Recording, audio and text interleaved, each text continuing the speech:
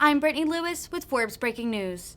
On Thursday, Attorney General Merrick Garland joined EPA Administrator Michael Regan to unveil their environmental justice plan. The initiative is meant to combat pollution and punish industrial polluters that have harmed poor and minority communities. Garland said, "Although violations of our environmental laws can happen anywhere, communities of color, indigenous communities, and low-income communities often bear the brunt of the harm caused by environmental crime, pollution, and climate change." Listen now to the full announcement.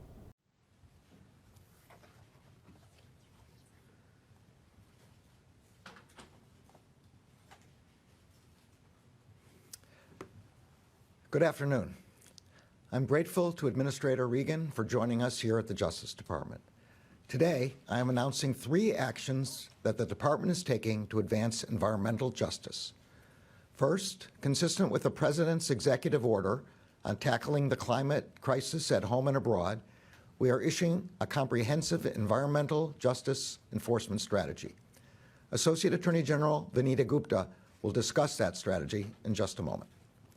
Second, I'm pleased to announce that we are launching the Justice Department's first ever Office of Environmental Justice to oversee and help guide the Justice Department's wide-ranging environmental justice efforts. Like all parts of government, it will get its own acronym, OEJ. And third, the Justice Department is issuing an interim final rule that will restore the use of an important law enforcement tool, supplemental environmental projects, subject to new guidelines and limitations that I will also be issuing today. Administrator Regan and I know that the communities most impacted by environmental harm are not isolated in any one part of our country. Environmental crime and injustice touch communities in all our cities, towns, rural areas, and on tribal lands. Although violations of our environmental laws can happen anywhere, communities of color, indigenous communities, and low-income communities often bear the brunt of the harm caused by environmental crime, pollution, and climate change.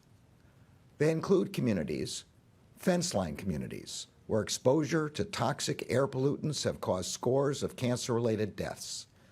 They include communities where students have been exposed to harmful emissions from boilers in their public schools. They include communities where infectious diseases have spread because of inadequate wastewater management. And for far too long, these communities have faced barriers to accessing the justice they deserve. In partnership with EPA, our new OEJ will serve as the central hub for our efforts to advance our comprehensive environmental justice enforcement strategy. In our environmental efforts, we will prioritize the cases that will have the greatest impact on the communities most overburdened by environmental harm. And together with our Civil Rights Division, Office for Access to Justice, Office of Tribal Justice, and United States Attorney's offices, OEJ will prioritize meaningful and constructive engagement with the communities most affected by environmental crime and injustice. Whenever possible, these efforts will respond directly to community needs and concerns. The new OEJ will be led by Acting Director Cynthia Ferguson, an experienced attorney from the Environmental Enforcement Section of our Environment and Natural Resources Division. Cynthia has more than 2 decades of experience at DOJ advancing environmental justice. Prior to her legal career at DOJ, Cynthia was a mechanical engineer. She has the experience, passion, dedication, common sense, and steady hand we need to help steer OEJ in the days ahead. Finally, today the Justice Department is also issuing an interim final rule that will restore our ability to use supplemental environmental projects to compensate victims and remedy violations of federal environmental laws. Their use will be subject to new guidelines and limitations set forth in a separate memorandum that I'm also issuing today. These are environmentally beneficial projects that a defendant has proposed and agreed to implement as part of a settlement of an enforcement action. For decades before 2017, both the Justice Department and the EPA relied upon them to compensate victims, remedy harm, punish and deter violations of the environmental laws. Because these projects bring environmental and public health benefits to the communities most directly affected by the underlying violations, they are particularly powerful tools for advancing environmental justice. In closing, let me say, as I have said many times before, that the Justice Department has three essential responsibilities: upholding the rule of law, keeping our country safe, and protecting civil rights. Seeking and securing justice for communities that are disproportionately burdened by environmental harms is a task demanded by all three of those responsibilities. It is a task that we gladly undertake. I am now pleased to turn the program over to Administrator Regan. Whoop. Sorry. And by the way, this is Cynthia.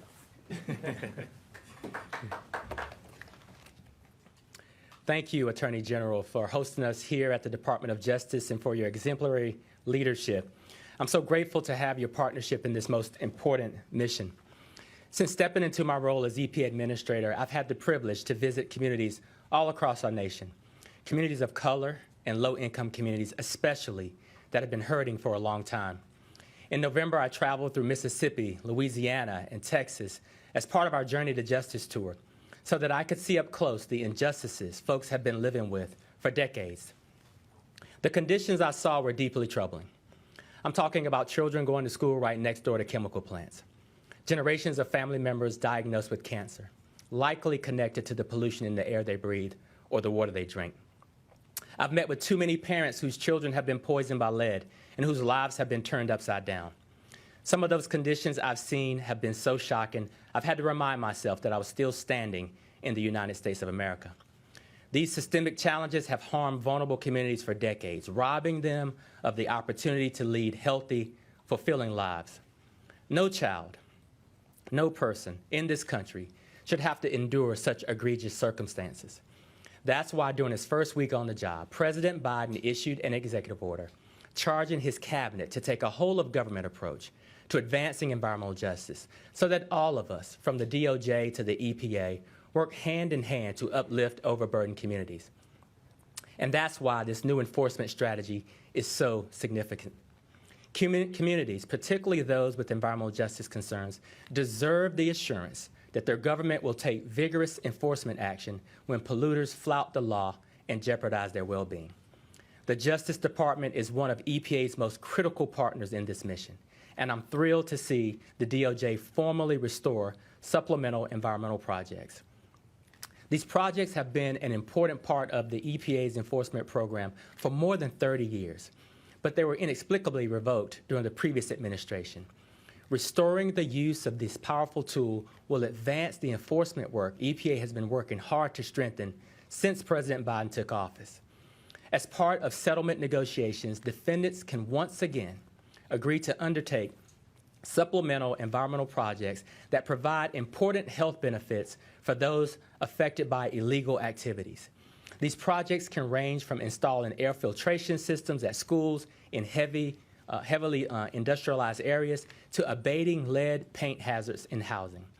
They can help deliver the kinds of health protections that marginalized communities like those I met with on the Journey to Justice tour have been demanding for years. This is such a significant resource that has the potential to change people's lives, especially those who've historically suffered from exposure to multiple sources of pollution. At the end of the day, our responsibility is to make people's lives better, to ensure that all people, regardless of race, zip code, or the money they have in their pockets, are treated with fairness and dignity and respect. This action is also an important part of delivering on that responsibility. So I look forward to working closely with the Attorney General and his team to protect vulnerable communities all across this country and deliver long overdue justice. I'll now turn it over to Associate Attorney General Vanita Gupta. Thank you. Thank you, Administrator Regan. We are grateful that you are able to be here today. The burdens of environmental pollution have long been borne disproportionately by members of minority, tribal, and low-income communities.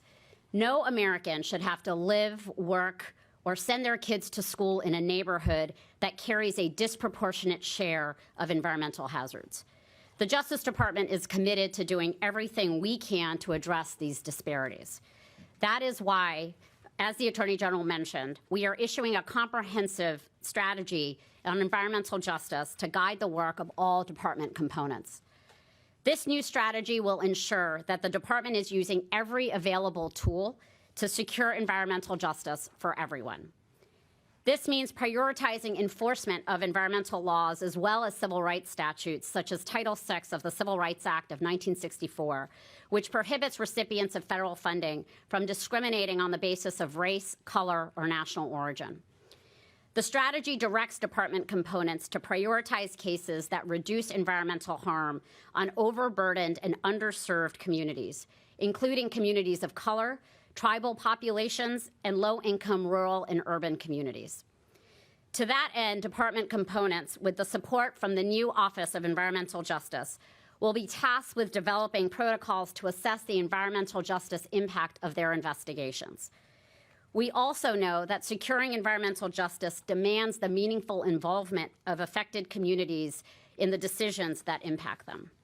So the strategy directs the new Office of Environmental Justice to work to build deeper connections with communities that are affected by violations of environmental laws. It also requires all 93 U.S. attorneys across the country to designate an environmental justice coordinator to help identify areas of concern in their communities and to establish procedures for members of the public to report those concerns. To sustain our commitment to environmental justice, the department needs a workforce that is informed about environmental justice issues and concerns. The strategy thus requires the development of environmental justice education programs and training opportunities for department personnel. This comprehensive strategy underscores the department's commitment to ensuring that all Americans have access to clean water to drink, clean air to breathe, and healthy, thriving communities where they can live, work, and raise their families. That is the heart of environmental justice. Thank you. All right, with that, we'll take some questions. Let's start with Pam King from Illinois. Hi, could you speak to plans to staff the new Office of Environmental Justice, in addition to Cynthia Ferguson, of course? Yeah, so Cynthia's going to be the head of the office. There will be a detailee from the Civil Rights Division so that we have both parts of the two principal parts of the department, but in fact this is going to be an all-of-government effort. We have in the recent appropriations subcommittee asked for additional money, and there will be obviously additional lawyers from the Environment and Natural Resources Division in the office. All right, with that, we'll go to Yamiche. Hi. Thanks for taking my question. Two questions. The first one is, can you talk a little bit about how quickly you anticipate investigations like the one in Lowndes County, Alabama being launched, and how will you prioritize which communities you target? I'm sorry, it just sounds like a question for the EPA. Well, the Department of Justice has launched an investigation. You're talking about the fugitive investigation? No, in Alabama, so the Department of Justice launched its first and only environmental justice investigation in Lowndes County, Alabama, looking at the waste there. And I'm just wondering if you're going to have other investigations like the one in Lowndes County, Alabama, and how you'll figure out how to prioritize communities to look into them, since it's obviously a big task. Sorry. There's another thing going on in Alabama right now. Also in a county that begins with an L, so I'm sorry about that. But yes, so a principal part of the comprehensive strategy notes that we will prioritize based on communities that are most disproportionately affected by environmental violations and environmental crime. So that's the governing principle for how we're going to prioritize these. Also ask you that there's this leaked opinion leaked draft opinion by the Supreme Court that seems like justices are going to be poised to overturn Roe v. Wade. What do you make of that leaked decision, and also what avenue, if any, might the Department of Justice be looking into to impact women's access to abortion? Okay, so that's a two-part question. On the first part, the Chief Justice has announced that he's asked the marshal of the court to investigate the leak, so I'm not going to have any more comment about that. On the second question, the document is not a final decision of the court, and I don't want to talk about the deliberative processes of the court, but what I will say is that the Justice Department has steadfastly been committed to defending the right to abortion.